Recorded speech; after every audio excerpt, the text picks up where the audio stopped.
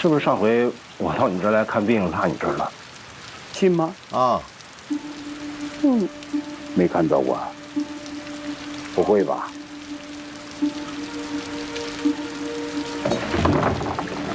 回来了。哎呀，小慧，冒这么大雨回来的？啊？哥呢？走着回来的？没，半路下雨了，我路过傅伯伯家，车放他那儿了，撑伞回来的。聪明。下班了，小慧啊。赖叔叔，你脚恢复的怎么样？哦，好多了。你爸爸治得好，你看都消肿了。那真好。赖叔叔，您先坐着，爸，我还有事儿，我先回去忙了，一会儿下来做饭啊。忙，就你忙。这个犯人还真是提供了重要的线索，这油画刀就是壁虎的。现在总算是有点头绪。台湾的寇雪松，卢门的雪狼，再往下就是壁虎、张阿水，包括死去的马三这一条线，整条线的人都是他们所谓磐石行动的执行人。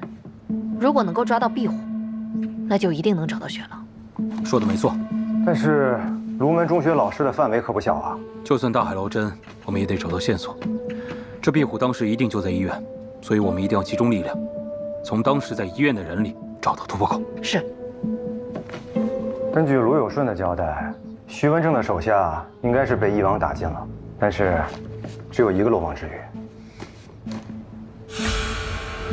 鬼枭？对，就是鬼枭。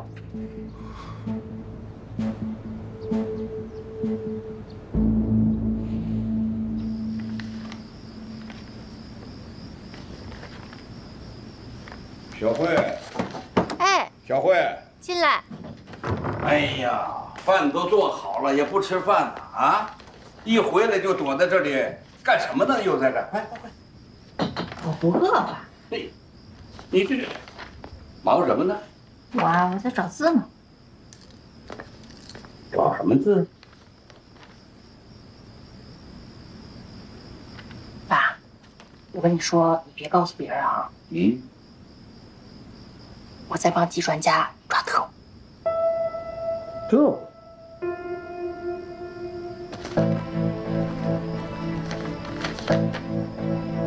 小慧，你怎么就不听爸爸的话呢？啊，爸爸不是告诉过你吗？离这种事儿远点儿。没有记性啊！上次特务到咱们家院子里挟持你那个事儿，你都忘了吗？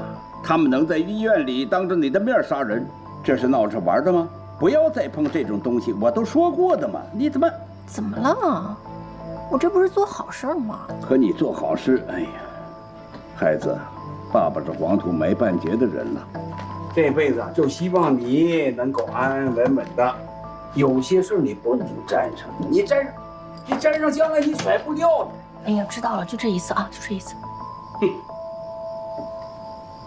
哎呀，人家呢，这不撞南墙不回头，你呀，就是撞了南墙，还不回头。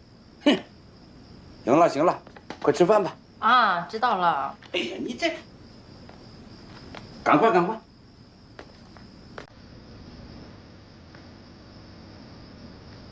你看呀，这上面是一个筷子，这筷子的这一端呢，拴了一个有形的铁丝，这下面这个瓶子增加了这组的重量。这个捻线把这筷子这一头，关键是这个香头，当这个香头燃到这个捻线时，它就会把这个棉绳啊拉断，然后啪，这个铁丝就打在这炭炉里面，砸成短路。哦，这是杠杆原理。谢谢你啊，霍师傅。这帮特务他们还真敢想，你们忙，我先走啊。好，谢谢你。辛苦了。哎，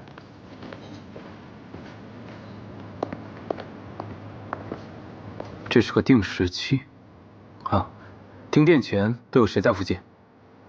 陆程在，还有白慧，但是白慧说了，当天他之所以在，是因为陆程一定要在这儿给他茶叶。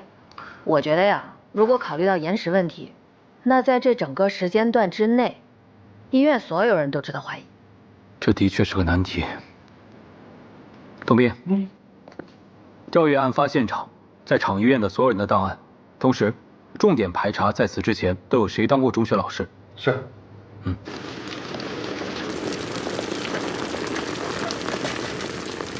白慧，哦，红梅姐，你来专家楼干嘛了？哦，等人给个东西。给东西，我帮你。啊，不用。是这个？怎么还藏着呢？啊，我看看。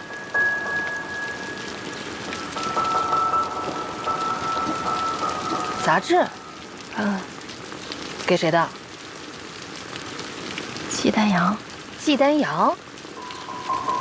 你们俩有事儿瞒着我是吧？没有。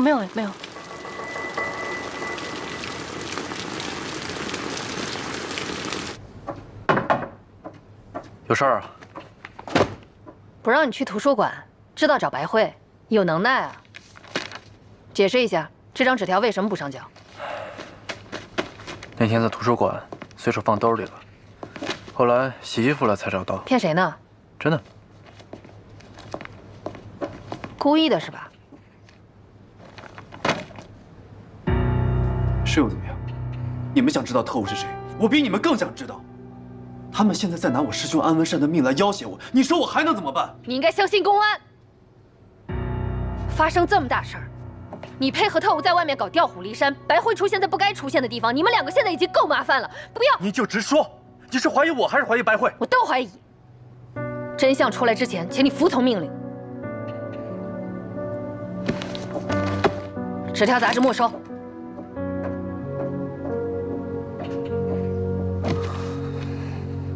队长，这陆成咱都查了2段了。陆成的父亲和咱们韩厂长是战友，在一次战斗中，为了掩护韩厂长，他牺牲了。韩厂长为了感恩，就把陆成带大，送他上大学。在大学里呢，陆成各科也是十分的优秀。毕了业，韩厂长就把他留在身边，当了这个厂办秘书。陆成在工作中也是十分的积极认真，大活小活都抢着干，事无巨细。李光明那边呢？李科长从档案上看是没有任何问题的。在张阿水出事之前啊，李光明就一直在住院，就没出过这个厂医院大门。如果真的有问题的话，就说明有人跟他内外勾结。不过李科长那段时间确实没有跟任何人接触过。这个张阿水醒来之后，一定跟谁说过什么谜语，不然这壁虎怎么知道？内部没有线索，就从这个壁虎下手。这些档案都是我跟市教委开会之后筛选出来的，解放前后的老师都在这里面，尤其是能跟灵物研究所挂钩的，都得重点排查。是。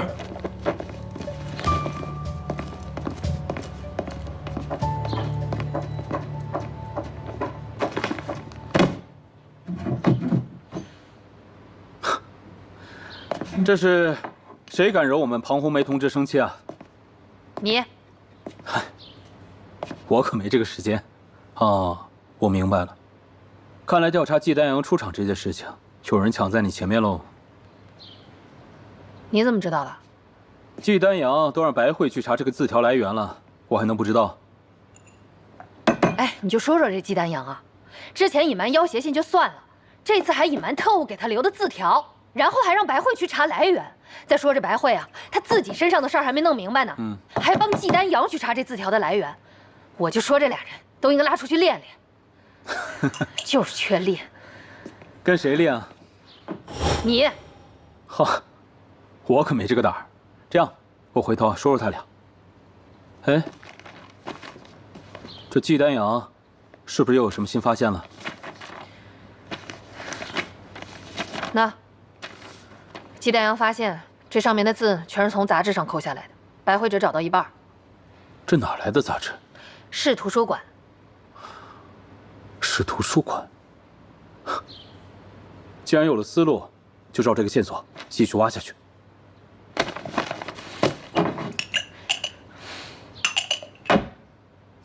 哎，我给你接杯水，消消气儿啊！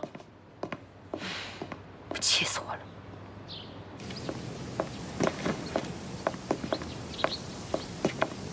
丹阳，哎，对不起啊，我把你那张纸条给红梅姐了。我都知道了，他们没为难你吧？没有，我了解红梅姐的性格。有什么新发现吗？那张纸条我找到了一半的字，我发现都是在一些美术杂志上。也算是给庞红梅他们提供了一个新的破案思路。我还有一些发现，那些美术杂志都有一个共同的借阅人，叫周俊。周俊，美术方面的杂志。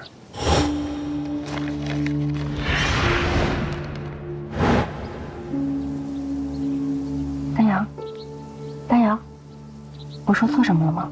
啊，没有，谢谢。我觉得这件事情最好还是交给红蓉姐他们专项组去办吧。这毕竟……白慧，能麻烦你再帮我一个忙吗？什么叫麻烦呀？你能信任我就很好了。你说吧。去新华书店帮我找一本书。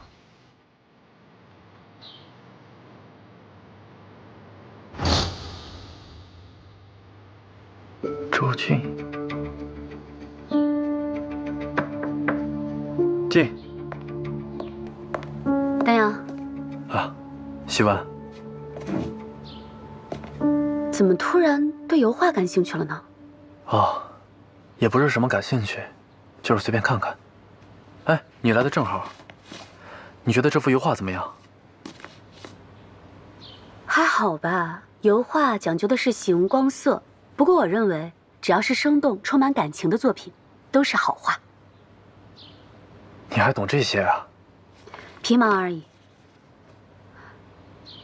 丹阳，你放松好了吗？笔记本呢？咱们今天再翻1、5页。好。哎呀，红梅，我这还有一堆任务没去做呢，我真没时间跟你在这玩拼字游戏啊。这也是任务啊！我跟你说，你就把这些字当做特务来找，知道吗？哎，来，看看看，北，这儿，是不是这个？哎，红梅，你是不是忘了咱们公安的身份了？一会儿实在不行啊，我跟馆长申请的，咱把这些资料咱带回去查嘛。就17个字，这都找了一半了，你抓紧吧你，快点。啊，就这样看。哎，把这些读者房的都尽快整理好啊，都确认了。好。周俊，又是他。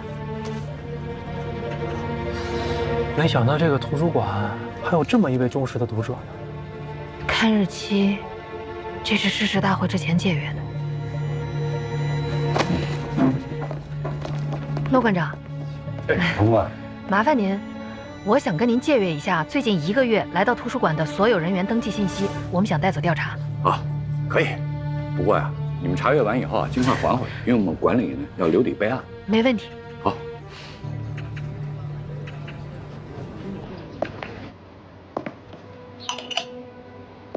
誓师大会之前，这个叫周俊的人在借阅室登记过7次，但是后来就没有记录了。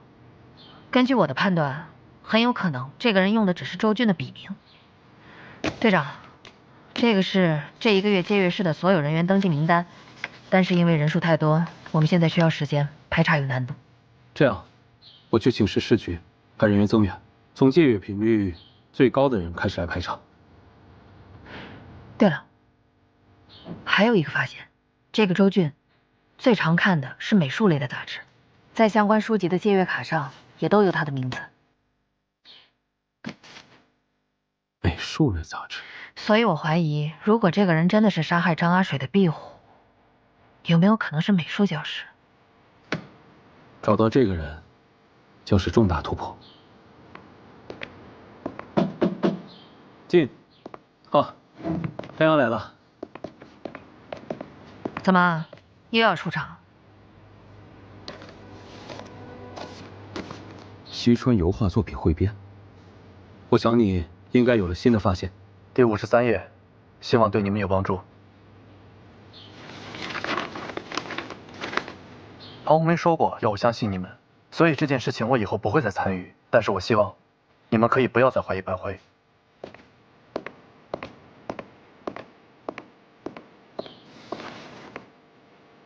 周俊，周俊，他怎么知道的？至少这个证据链是对上了。何地路，作者应该是个本地人。嗯，能够收编入册，可见画工很厉害。你别说，他这个画儿还真有点那个法国印象派大师雷诺阿的画风。哎，跟你一比怎么样？哎呀，我油画不行，还没入门呢。老将净谦虚。哎，我觉得他这幅画的结构有点问题。你看，他这个房子在这个位置上好像不太合适。但是据我们了解，这个死去的贾周俊根本不会画画，而且我也。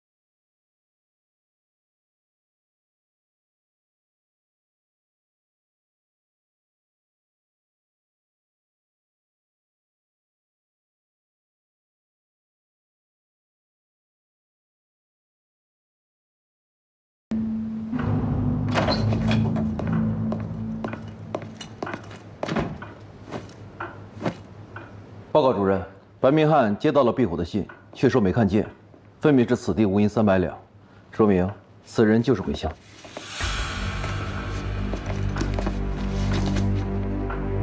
韦骁，我虽然没有见过这个人，但我能感觉到他是个有本事的人，不然当年徐文正也不会如此重用他。而且在我看来，这个韦骁未必比你的雪狼差。主任的意思是？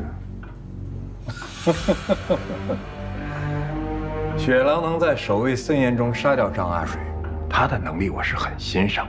但你可以换个角度想想，如果让雪狼跟鬼骁联手，那磐石行动何愁不成呢？再说，在共党眼里，他们都是些不干净的人，他们也没有机会做一个安安稳稳的平头百姓。你告诉他，只要他肯出山，要什么给什么。是。哎，丹阳，坐在一起吃。不了，我还是去专家用餐区吃饭吧。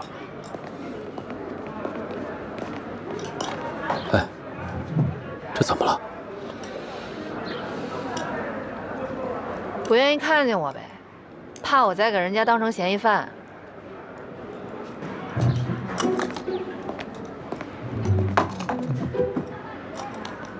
反正已经被怀疑了，不妨你们再大大方方的怀疑我，有什么问题，尽管问。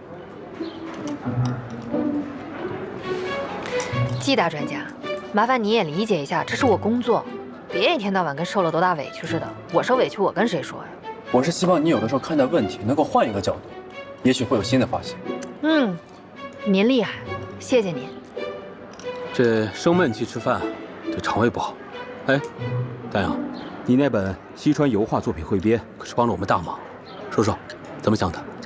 很简单，威胁信和纸条上的字，基本都是杂志上铜版纸剪下来的。能看到这么多杂志的地方，除了图书馆，就是书店。看我干嘛？你看看人家科学家的脑袋就是不一样啊，想问题就会从多个角度出发，就会有新的发现，是不是？是，我说他厉害了。哎，丹阳，有个谜语的问题呢，想问问你：二形一体，四肢八头，这个谜底是什么？打什么？字、动物还是什么？自己猜啊。这让我怎么猜啊？哎，希文，陈队长刚才给我猜了一个字谜，我不懂，你帮我想想。什么谜语？二形一体，四肢八头。应该是打一个字吧。什么字？我想，我知道答案啊？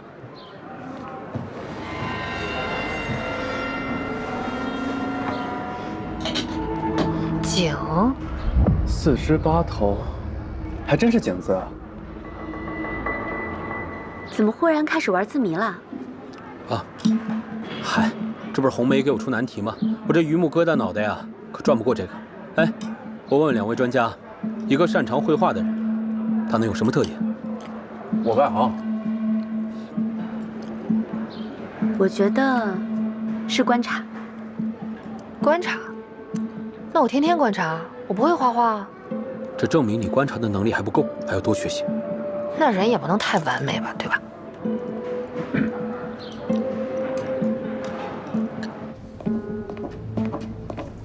队长，哎，你说贺专家可以啊，这都能让他猜出来。重要的是，我们现在也知道这个答案，一定不能让特务抢了先。是。你们俩过来。好嘞，队长。队长，张阿水的住所、出入过的地方，所有亲朋好友，只要能跟张阿水有联系上的，哪里有井给我查哪里。还记得我跟你们说过的字谜吗？2形1体，4只8头。答案就是井。我现在不管是水井、天井、管道井、人名、地名，只要能跟这个井联系上，哪里有井给我查哪里。敌人现在也知道这个答案，我们一定要抢在敌人前面。是。单元体内最大拉运力适用于广义混合定律。最后求出值。这个范围，安师兄跟我说起过，不过还只是他的猜想，还没有得出结论。这个结论由我们来确定。祝贺你，终于把你师兄的笔记本翻译成了。这10几天给我的感觉啊，就像跟安师兄在实验室里待了几个月一样。终于翻译完了，有了这个东西，我们心里也就有底了。哎，丹阳，咱们是不是要庆祝一下？继文，庆祝什么？丹阳终于把安文山的笔记本翻译成功了！真的，真的呀！祝贺你啊，丹阳！恭喜恭喜恭喜，开动了！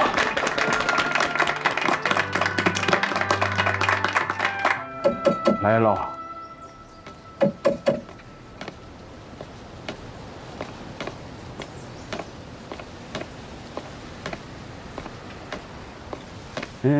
来了。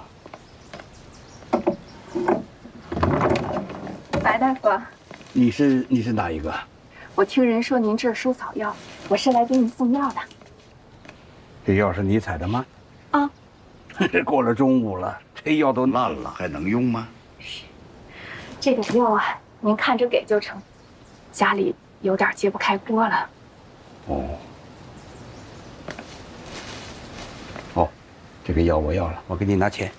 啊。哎。嘿。嘿。哎，谢谢白大夫啊。哎，这个筐啊。哦，下次来送药的时候取。哦。白大夫。嗯。筐底下有你要的药。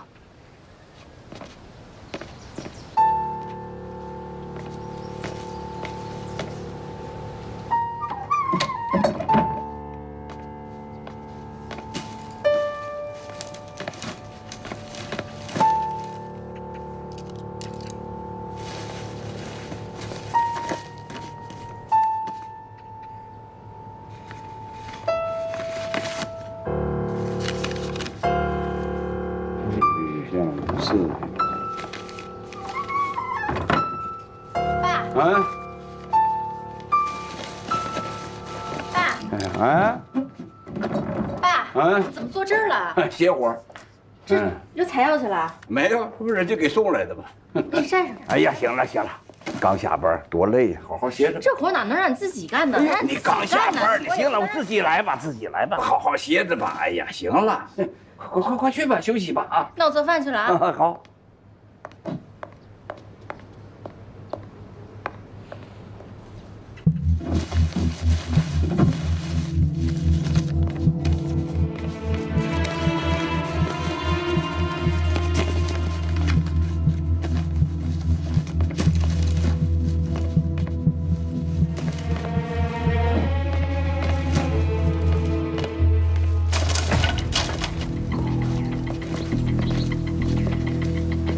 有东西。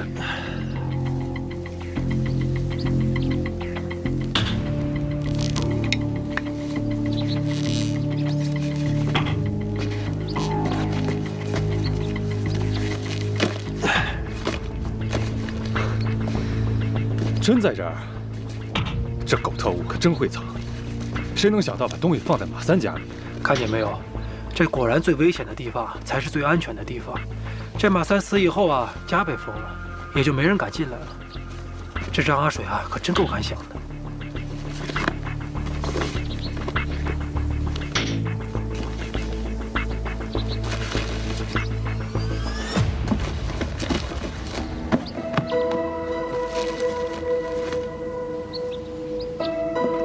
就看你的了。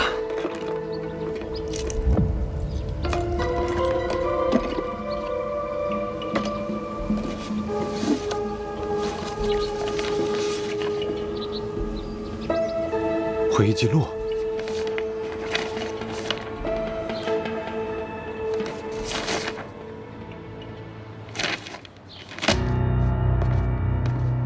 5·4会议的重要记录都被特务给拿到了。如果不是我们及时发现，那么这些记录传到台湾的话，会是什么样的后果？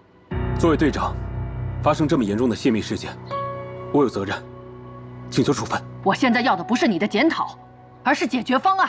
是，老师，通过张阿水的死可以确定，我们厂内是有内鬼的。现在看来，能够接触到会议纪要的人，职位应该不低。出现这么大的泄露事件，是我们工作的失误。我建议，你们下一步的思路可以从水滴工程的下一个工作重点来展开，还有一定要做好专家组的保卫工作。是。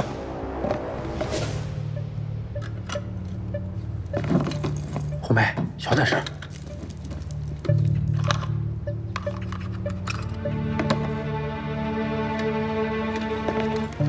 队长，这大大小小的会议室都检查过了，没发现窃听器。咱们几乎是24小时有人在巡逻。我在想啊，就算敌人装了窃听设备，可是我们这儿没有电源，怎么做到的这么长时间监听？别忘了还有铅笔炸弹，在医院的时候，他们如何弄断电路的？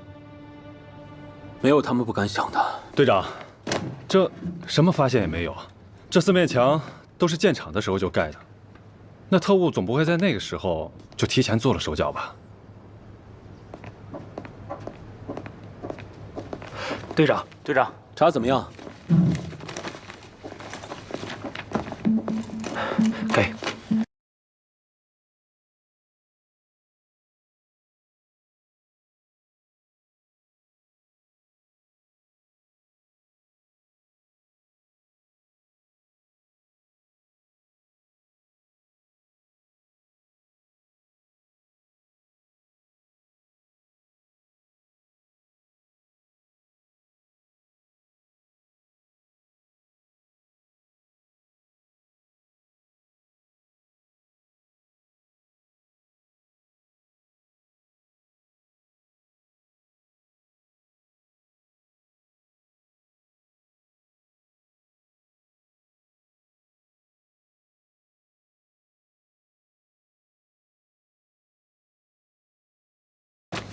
队长，这事儿你最好自己跟他说。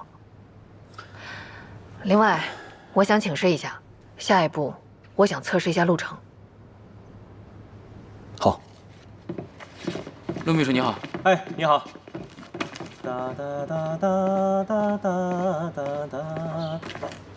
陆秘书。哎，黄公安。啊。你怎么来了？我来找韩厂长，结果他不在，你知道他去哪儿了吗？啊。厂长去市里开会去了，下午3、4点才能回来呢。你有事儿啊？是有个急事儿。这不，张阿水的初步调查结果已经出来了，我们想请他过目。有发现了，太好了。要不我帮你转交？可以吗？可以啊。那行，这事儿我就拜托你了，你可得亲手帮我交给他。好嘞，放心吧，那我去了啊。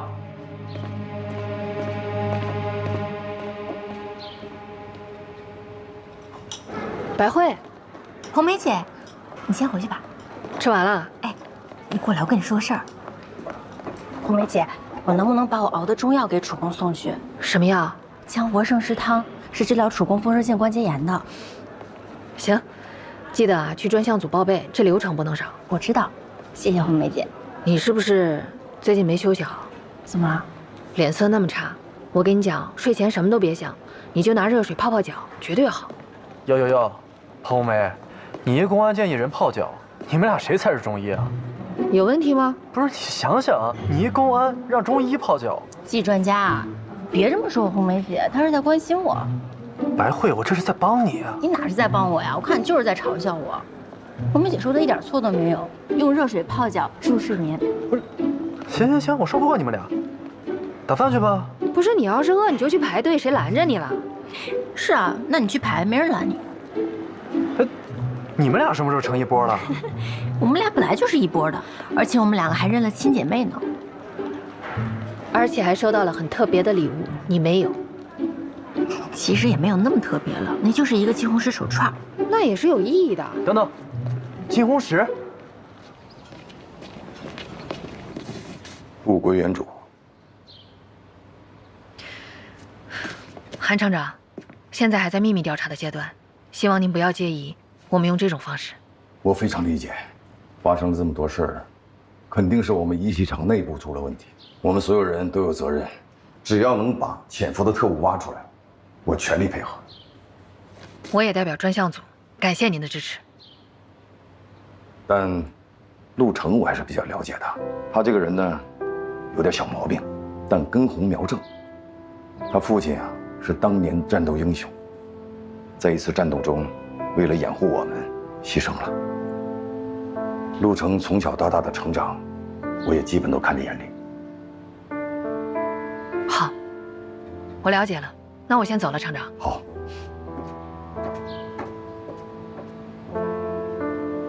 哎，这个陆程啊，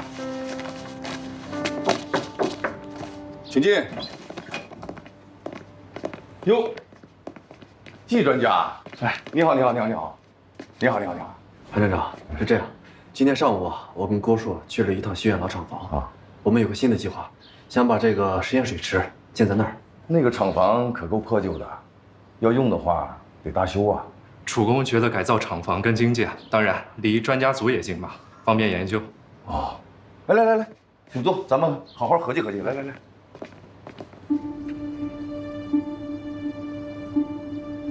队长，没有动过的痕迹。有没有可能是动过，但是被恢复了？不可能，这是档案室老姜做的封口，有独特的案情。队长，我去市局技术科查过了，上面没有陆秘书的指纹。得，白忙活了。会不会是我们怀疑错了呢？不能因为这一次的测试，就认为我们的方向是错的。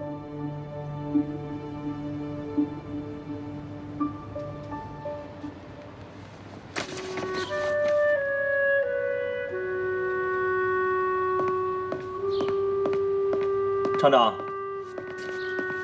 您要的文件。厂长，因为咱们厂马上就要扩建，这新来的职工陆续就要到了。为了水利工程，咱们厂增加了上百号人。档案工作是不是需要我？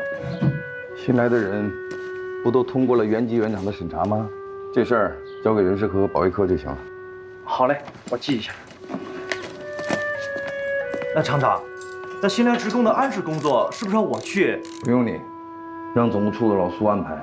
这些小事儿不用你插手。厂长，那我最近干什么呀？配合新来的职工报道。我还有事儿，其他的回头再说。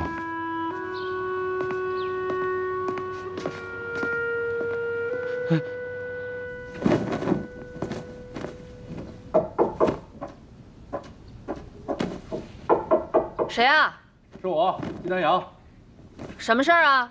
你先开门。就那儿说吧，忙着呢。在门口说不清楚啊。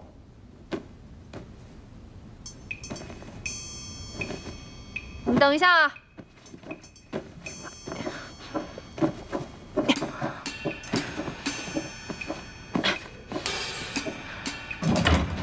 什么事儿啊？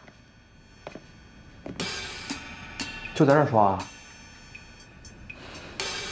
那你进来吧。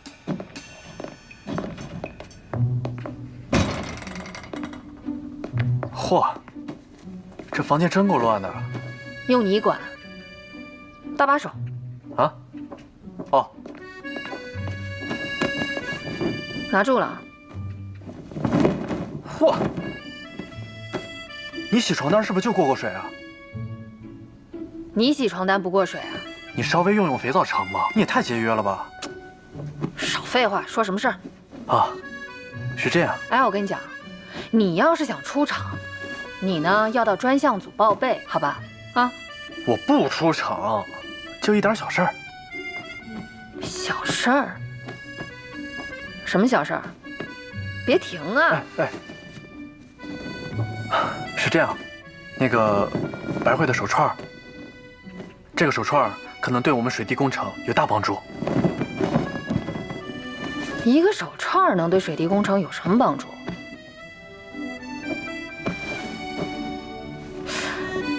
你不会是看上人家白慧给我那手串了吧？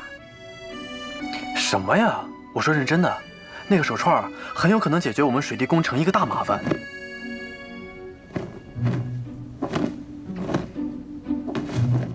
一个手串，怎么着？不戴手串不会工作？哎，做研究。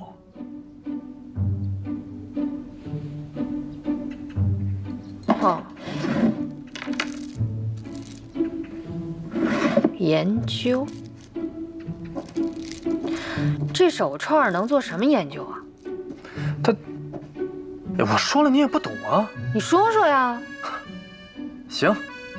这个手串啊，它有可能是金红石，金红石里的主要成分它是二氧化钛，二氧化钛又能提炼出钛金属，那钛金属就解决了我们水滴工程潜艇的一个重要材料。这么说你能懂了吧？你不懂吧？拿来吧。哎，不是，你这是求人的态度吗？行，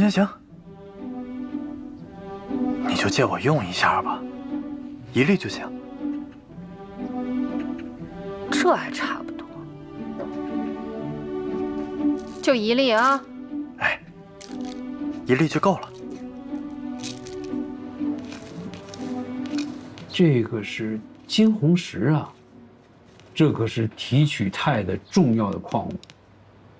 经过分析啊，这种的二氧化钛的含量是非常高的。楚公啊，这次可比我们上次在东山找到样本含钛量高出太多。要不然我们再去趟东山。安文山也在研究里重提了钛金属对潜水艇外壳的重要性。对呀，这金红石哪儿找的？再多找一点，咱们得做提纯试验，以便掌握试验数据啊。不是，还要啊？啊。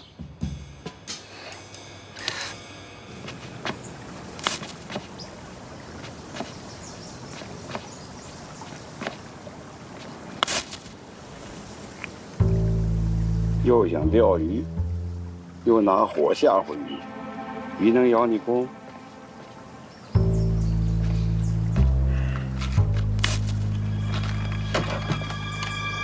我还以为白大夫不会来赴约了呢，一直找我看病，是有意而为之吧？你说呢？贵霄，贵霄，贵霄9年前就死了。有的人死了是真的死了，有的人死了还可以复生。白大夫属于后者。我这在这儿很长时间都没有钓上鱼了，这还有一副杆子。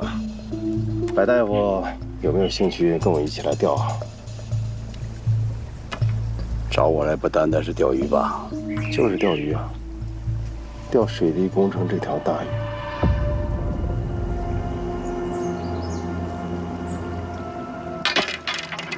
你这儿钓不着鱼，鱼不会咬你钩的，何以见得？你这鱼饵已经放的时间太长了，泡的腐烂发臭了，除非那鱼是个傻瓜。那也许我们运气好呢。没有我们，只有你。你过于自信，反而更愚蠢。我的自信来源于你啊，咱们一起，一定能够钓上一条大鱼。没那个兴趣，自己钓呗。啊，你会感兴趣的，至少白慧，哦，当然还包括你，今后可以过上荣华富贵的日子。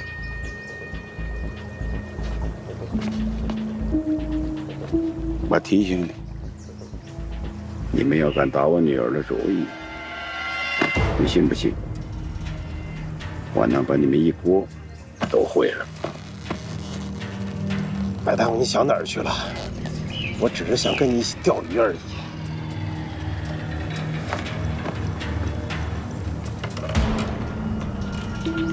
白大夫，你要是不愿意跟我一起钓鱼，帮我弄一点鱼饵可以吧？我要拒绝了。那你跟白慧今后的日子可能会是另一番景象。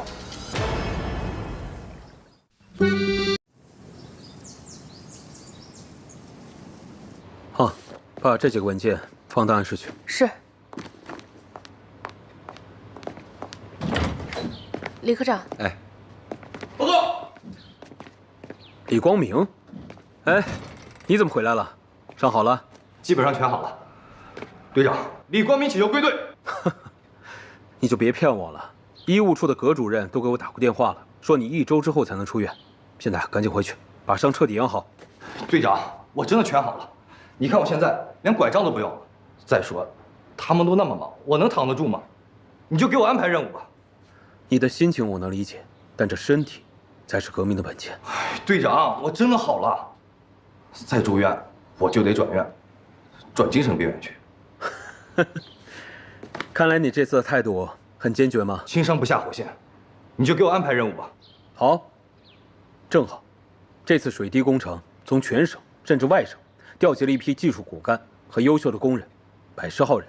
这次政审工作交给你了，注意要劳逸结合。是。啊，对了，队长，张阿水的案子有眉目了吗？之后有大行动，一定要带上我。哎，放心吧，拉不下你，去吧。是。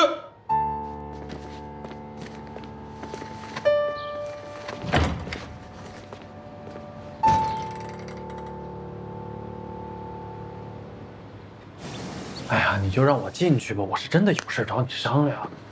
我都说了，不行就是不行，要有事儿就在这儿说。那我杵在……哎，陈队长，你头怎么了？哎，你怎么还硬闯啊？说吧，什么事儿？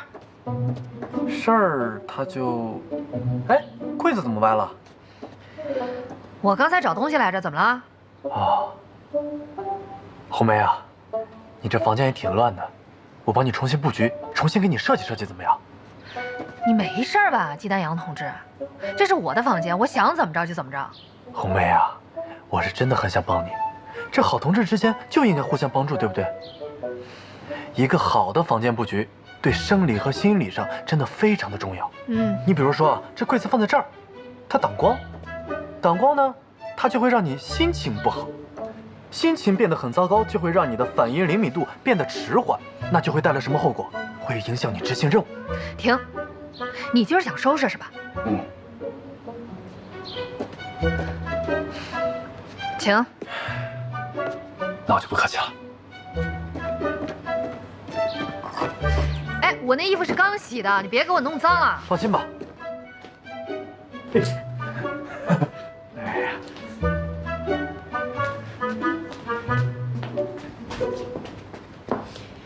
这柜子里都是重要的资料，小心点儿。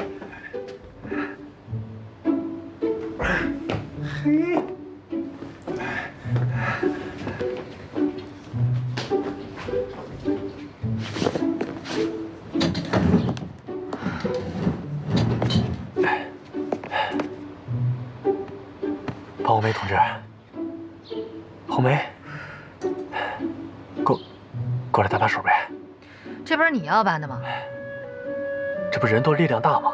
团结就是力量。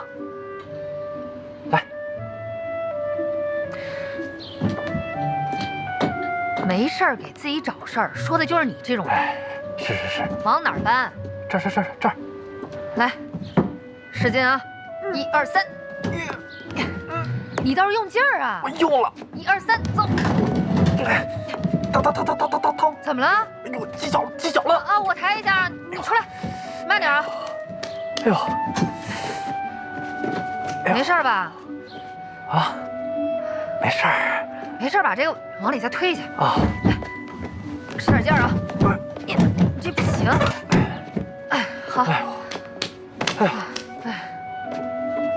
行了吧？啊，没啥要收拾的了吧？你没事吧？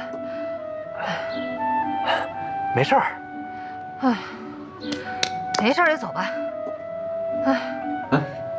你要说没事儿吧，还真有点事儿。你看你这个房间啊，你看它脏到不脏，它就是乱，一看就是你平时非常热爱工作，没有时间打扫。但是有我呀，我擅长就是把无序的事情变得非常的有序。我来。哎，看一下啊，李林登，啊，来，我让你签，你再签。去那边找，来，在这儿签字。辛苦了啊！行，签字。好，来，下一位。杨德山，车工是吧？是。好，您在这签个字。好嘞，您这边请。哎，严师傅，哎，这是您的出入证，之后进出仪器厂都要用这个了。啊，对了，您的行李和工具待会儿要检查一下。啊？还要检查行李？杨师傅多请理解，那个都为了工作需要。杨师傅这边请。来，下一位。刘铁军，你看，这才是一个女同志的宿舍应该有的面貌。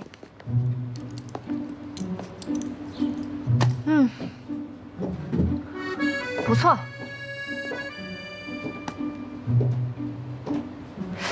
哎，要是白慧的房间，你是不是也这么帮忙收拾？她那屋哪用打扫啊？那肯定是干净的像清澈的泉水一样。哦，这么听起来是去过。那还用去吗？那人家是护士，那护士的房间不都得干干净净的呀？到底找我什么事儿？你这拦都拦不住来给我打扫房间，不像你鸡蛋养。哎呀，要不说是公安还是公安。行，那我就不瞒你了啊。你那手串，借我用一下呗。不是给你了吗？不够用啊，这一粒哪够啊？还在吧那里？在实验室呢。哎，我跟你讲，这个手串啊，真的对我们非常的重要。一个数学家要研究什么金属？这专家组又不只有我一个人。谢谢啊。完璧归赵。放心，保证完璧归赵。完璧归赵啊！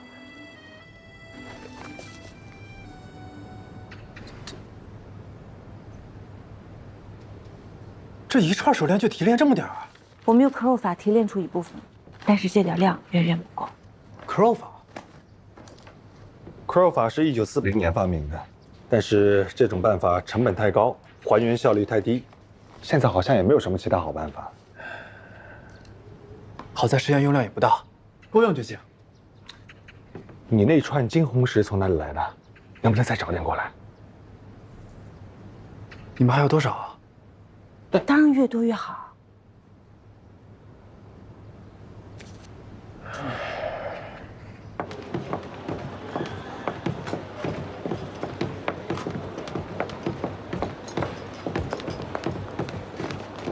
丹阳，你找我？你送给庞红梅那个手串是在哪买的？那个不是买的，怎么了？是这样，我们现在急需金红石，从哪能弄到那东西啊？那个是我爸当年上东山采药的时候无意中发现的，后来找人打磨的。东山？啊，那你知道东山具体哪儿吗？这个我不知道，回头我帮你去问问吧。啊，你是不是很急呀？啊，确实比较急。那这样，我今天下班回家就帮你问。行。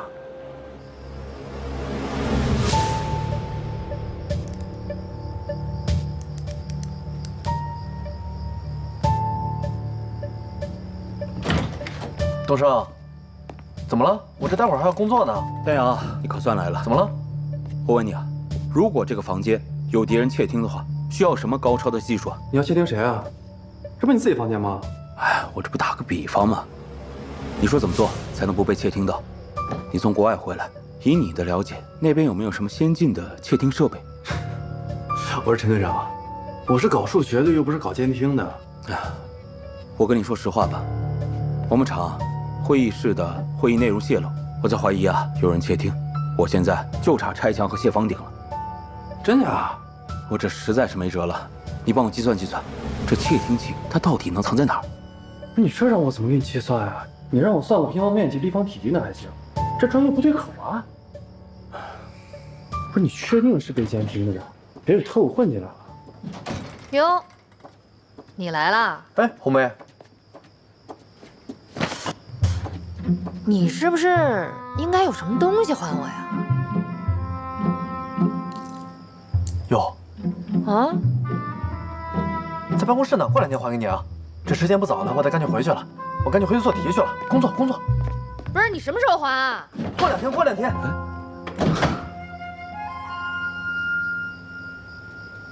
丹阳跟你借什么了？啊，吓成这样？不知道啊。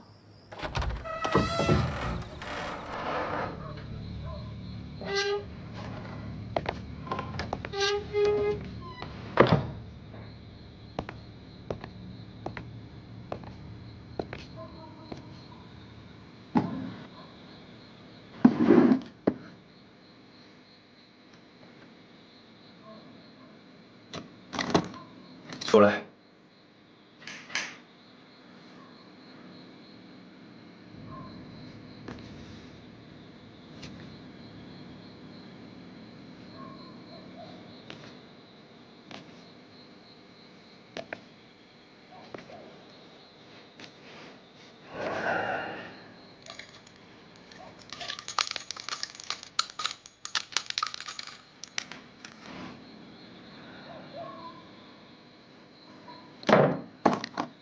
对不起了，李科长，冒犯你了。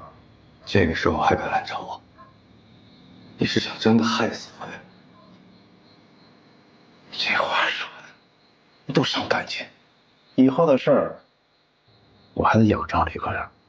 我说过，帮你们杀张阿水是最后一次任务。你觉得你能独善其身吗？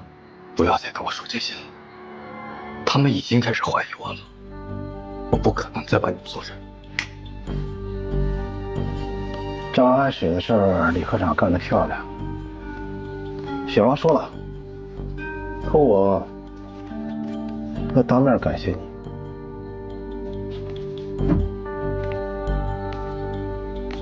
啊，这钱你收好。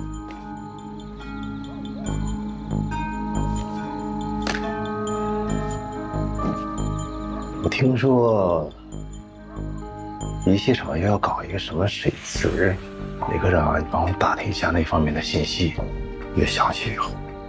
我再说一遍，我不可能再帮你们做一件事。你这话说，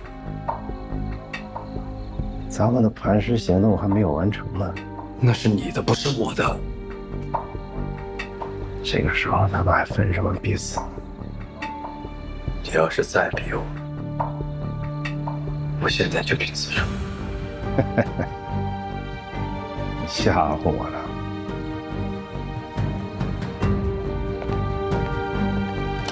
你敢去，我现在就帮着你。有种你现在就打死我！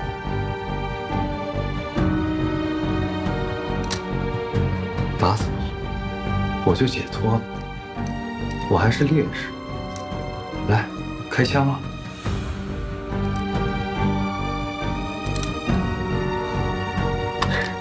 行啊，李科长，不愧是当过兵的人啊，有种，我也真没看错你。我还以为你多在乎钱钱呢，我还等着你让我喜糖呢。哎，对了，那抽屉里有他给你写的一封信，你好好想想。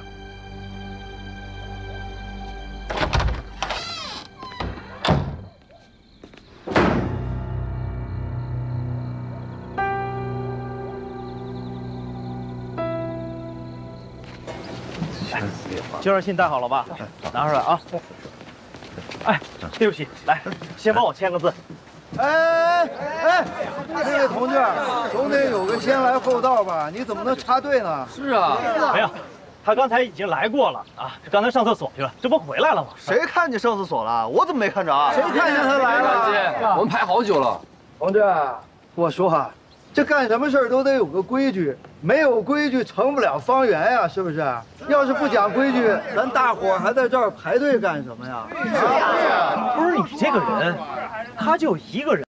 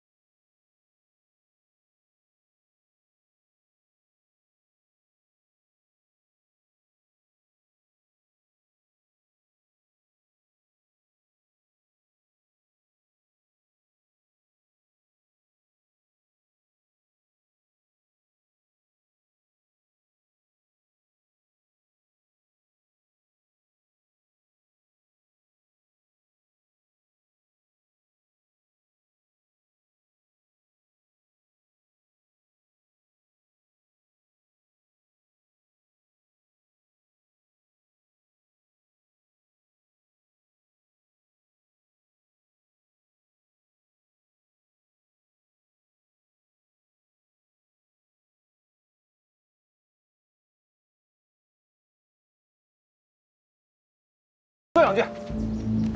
陆秘书，人家都是远道而来，注意态度。你还是带着他去后面排队去。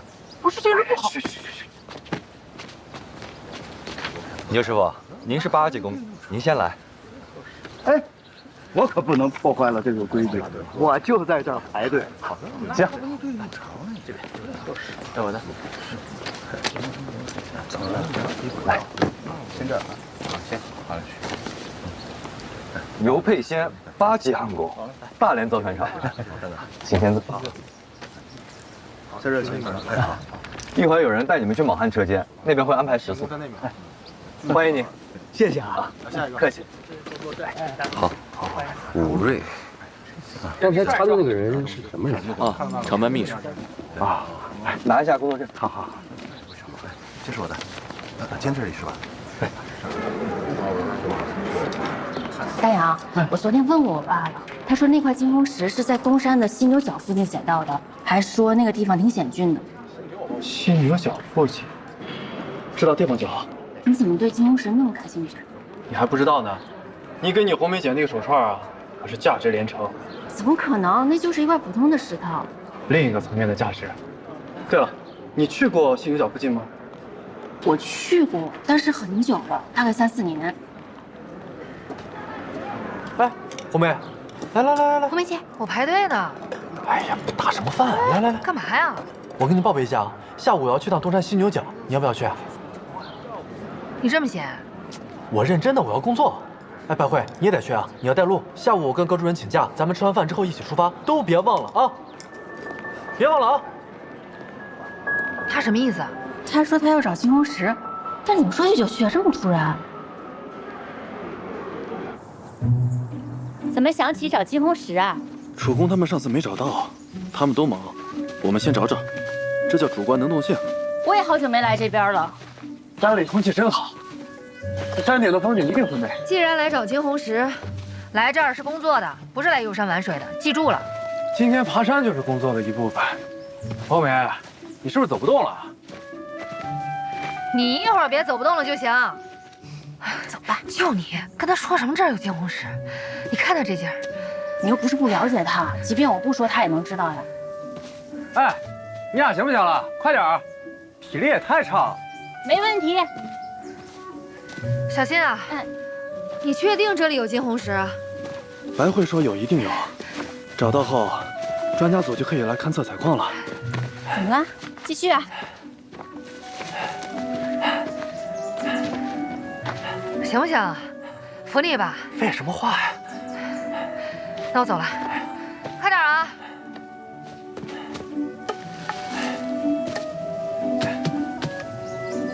不行啊，姐。这都哪来那么些劲儿啊？你们小心啊，这有点滑。慢点啊！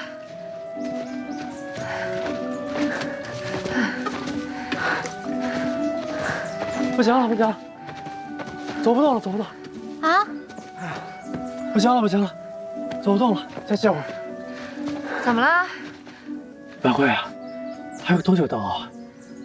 前面就快到关帝庙了。你刚才就说前面就快到了，真的快到了。这某人刚才蹦得挺欢呀，想扶还不让扶啊。我没说累，你俩体力怎么这么好啊？跟你说，鸡蛋阳，千万别让着我们2位女同志，毕竟你是个男同志，对吧？这也说不过去啊。丹阳，你就是整天坐办公室，缺乏锻炼。要我说呀，你就是1周爬1次东山，你保证以后不会喊累了。我可没喊累，我就说我走不动了。红梅姐，喝口水吧，歇会儿。要不要？走不动的同志先喝呀。女士优先。你就别优先了，喝吧。哎，再请让我真喝了。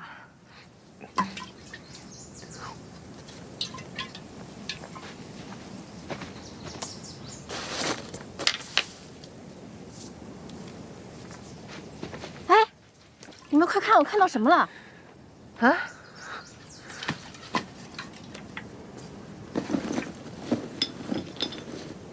是不是？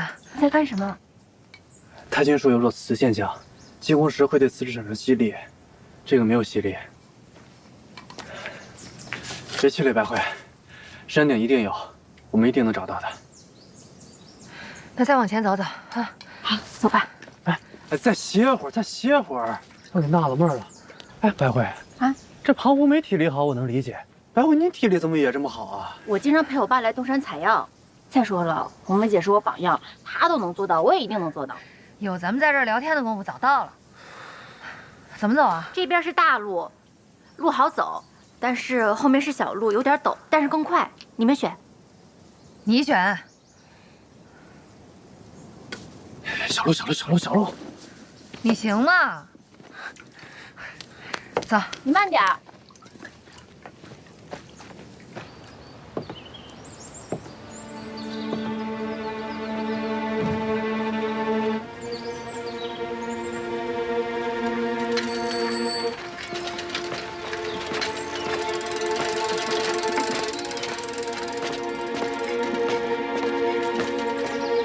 白大夫，出诊啊！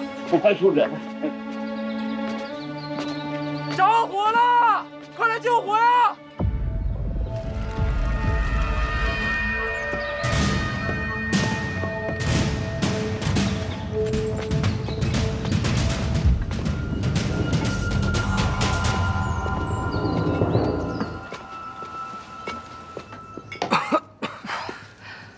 这么大。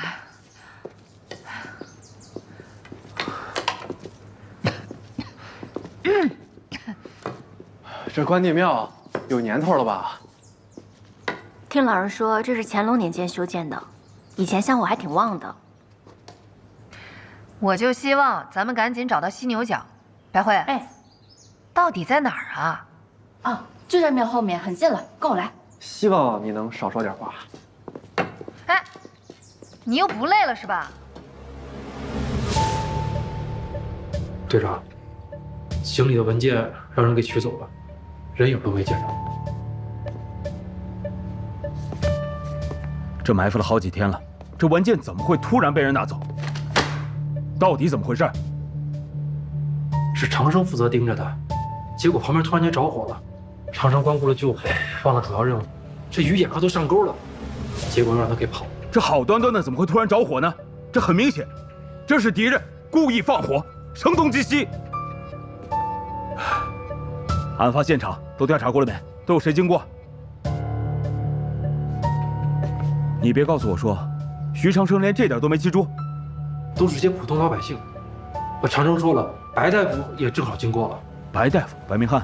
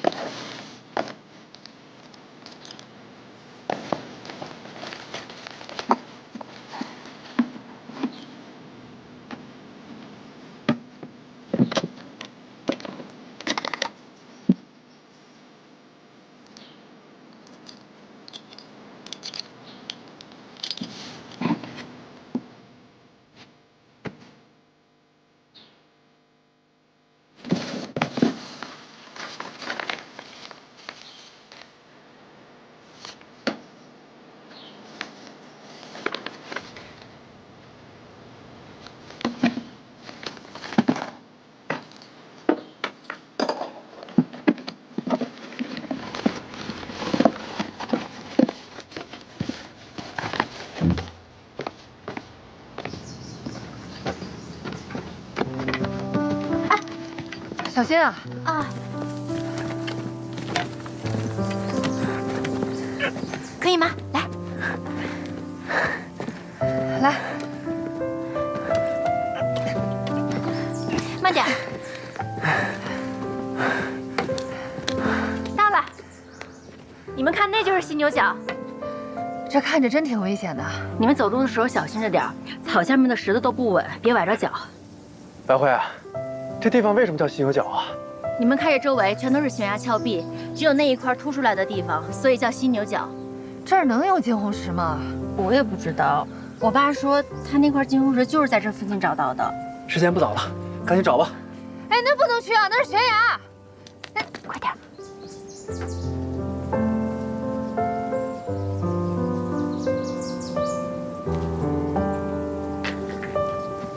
丹阳，我又找到一块。这个是吗？也不是。这个钛就这么重要吗？钛金属密度高，耐蚀性高，耐热性好，是理想的天体用量备选。哎，保密保密啊！我不想听。你看这是不是？保密意识呢？会议室泄密的案子你还没破呢，就别天天盯着我了。这也不是。会议室还能泄密？不该问的别问。哦。白慧，听出来了吗？只要是你红梅姐破不了的案子呀，都别提。什么意思呀？我那手串呢？问你呢。手串怎么了？他为了找钛金属，把我手串借走了。你得记得还我。啊，知道了。哎，白慧，你还记得那个手链的原石长什么样吗？像宝石一样，还挺好看的。不是我说，你爸能找到这儿来，也真是不容易。他总在这附近采药。以前能找得到，现在就一定还有。走，那边看看。哎，你干嘛去？那边危险，回来！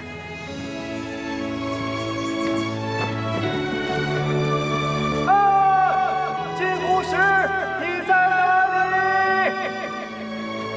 我们一定找到你。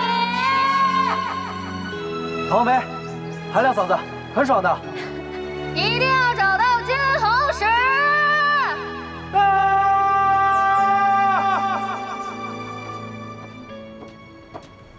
回来了，程程。嗯。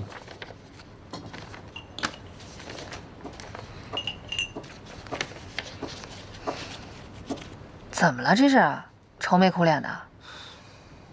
别提了，挨批评了。因为什么事儿？我帮你分析分析。马三家水井里的文件，到底还是被特务取走了。被特务取走了？有查到是谁吗？当时我急着救火，特务没看到，只看到白明翰。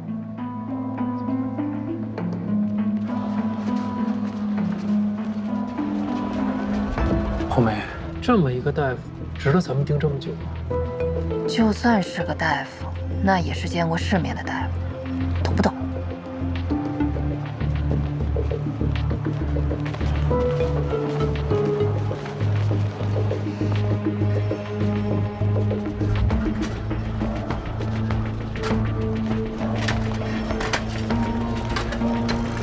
他要是有问题的话，这张阿水就不可能在医院里醒过来啊。他要是特务，这灭口还来不及呢，怎么会报案呢？你说的都对，但你怎么解释他突然出现在马三家水井附近，出诊恰巧路过了。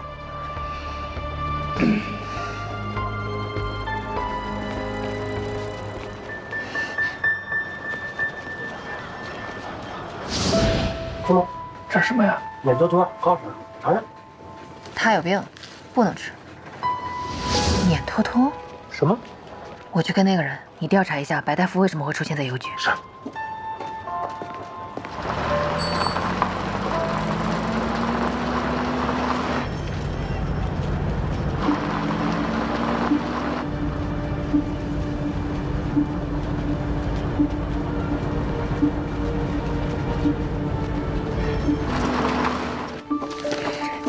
来，队长。碾托托？嗯，这不是一种点心吗？就我之前跟你提过那人，你还记不记得？你是说火车上那个人？对。可是你跟丹阳来卢门已经很长时间了，你确定是他？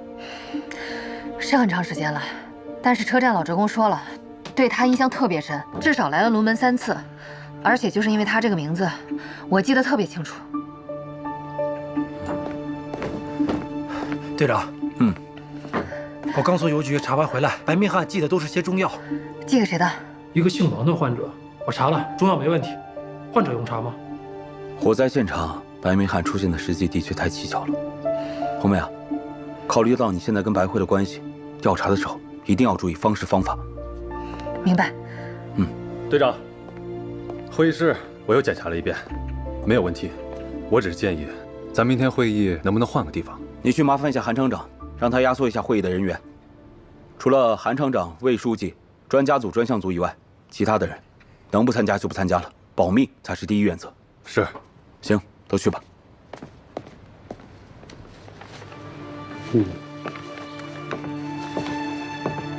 哎呀，没想到你们这么快就把可行性方案搞出来了。这些都是丹阳的功劳。新闻也倾注了大量心血，没有他，我不可能这么快完成的。你们俩呀，就别客气了。新中国的功劳簿上，你们俩都有份儿。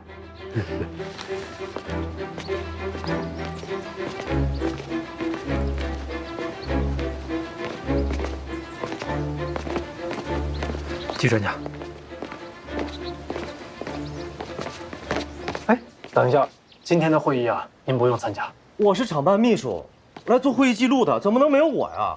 哦，抱歉啊，陆秘书，今天的会议啊，不需要记录。开什么玩笑？厂里大大小小的会议都是我亲自记录的，怎么可能把我排除在外啊？真的抱歉，陆秘书，这参会名单上没有您的名字，您理解一下。我怎么理解？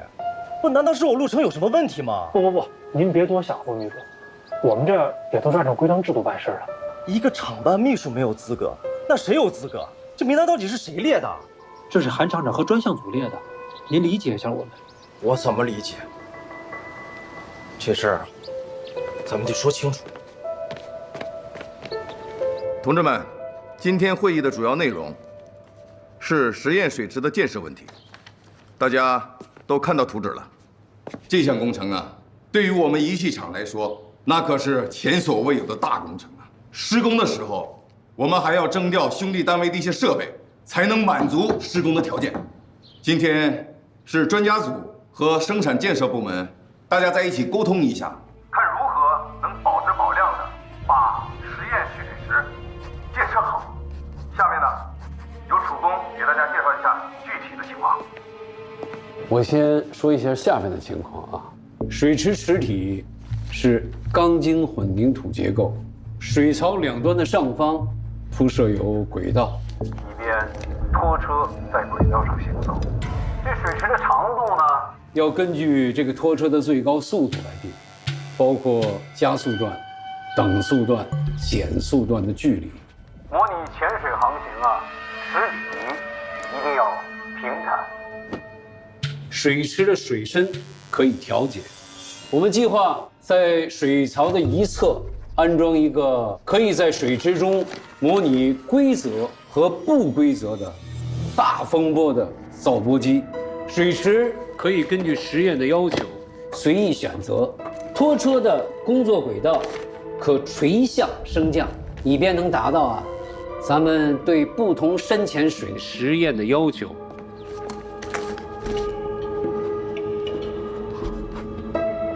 曙光，对，打扰一下，关于这个脱液速度如何控制的问题，能不能请季丹阳同志帮我们讲一下？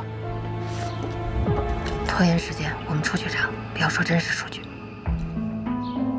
哦，丹阳，那个数据都是你设计的，你上来给大家讲讲。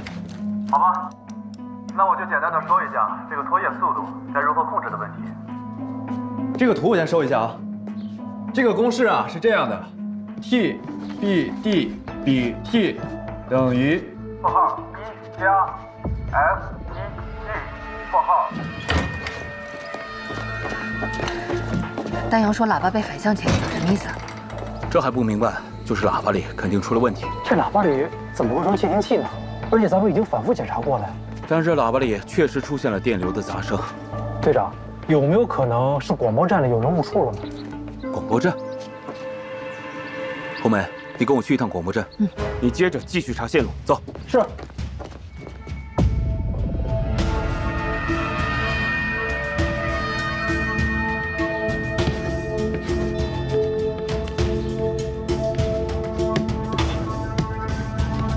这个公式呢是怎么来的？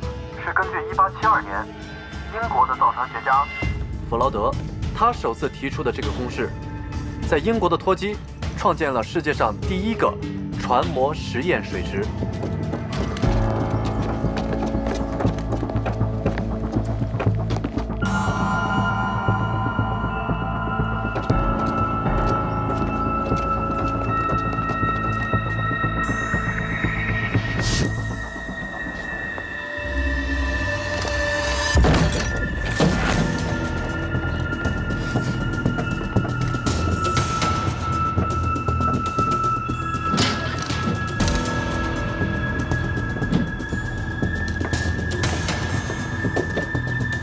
队长，凉的。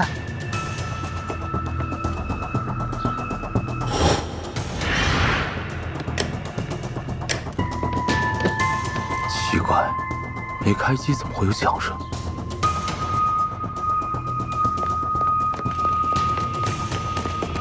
队长，红梅，线路有问题，走去看看。是。也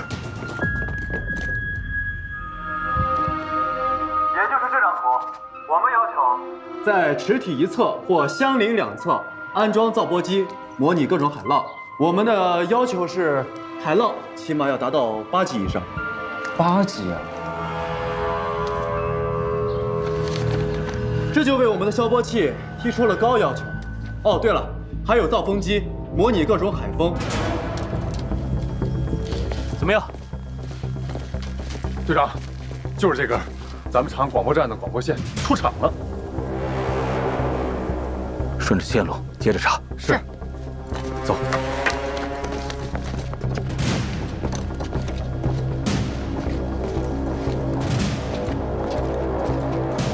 等一下。程斌、程生，你们两个守在门口，其他人跟我继续走。是。走。大家都知道，风时越短，波高就越小；风时越长，波高就越大。方便大家理解，如果波高为 h1、h2， 一直到 h10，那么它的平均波高为 h1、h2， 一直加到 h10除以10，那么就是平均波高。当然了，关于这个的核心设备呢，还是拖曳设备。那么下面就有请我们的贺启文专家来给大家讲一下关于拖曳设备方面的问题。我说什么？有敌特监听，不说真相，下边。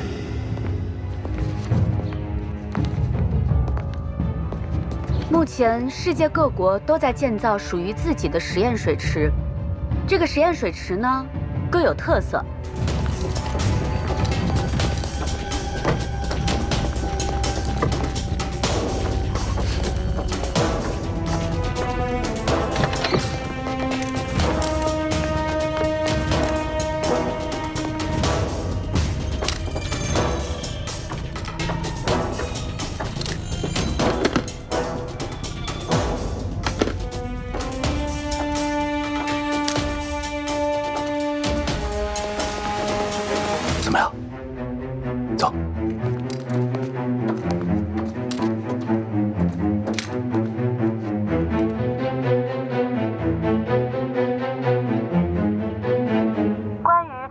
液设备呢也分很多种，有吊托、委托、手托、绑托等等。关于这个托液设备相关的，我们要考虑。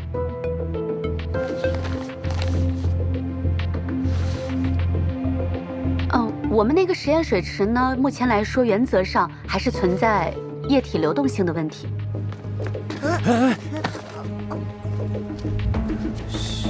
没事啊，去那边玩，去。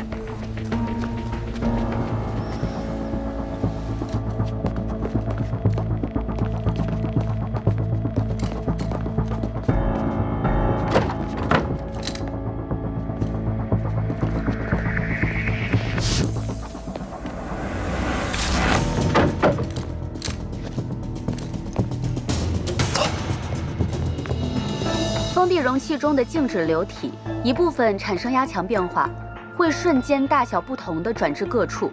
压强等于作用压力除以受力面积。不可压缩静止流体的一点产生压强增值后，会瞬间传入各处的压强增值。也就是说，水利工程的一个活塞产生压力后，会在另一个活塞产生相同的压强增量。如果第二个活塞的面积是第一个10倍的话，那么作为第二个活塞将增大于第一个活塞的10倍，两个活塞的压力是相同的。这也就是我们今天所需要了解的。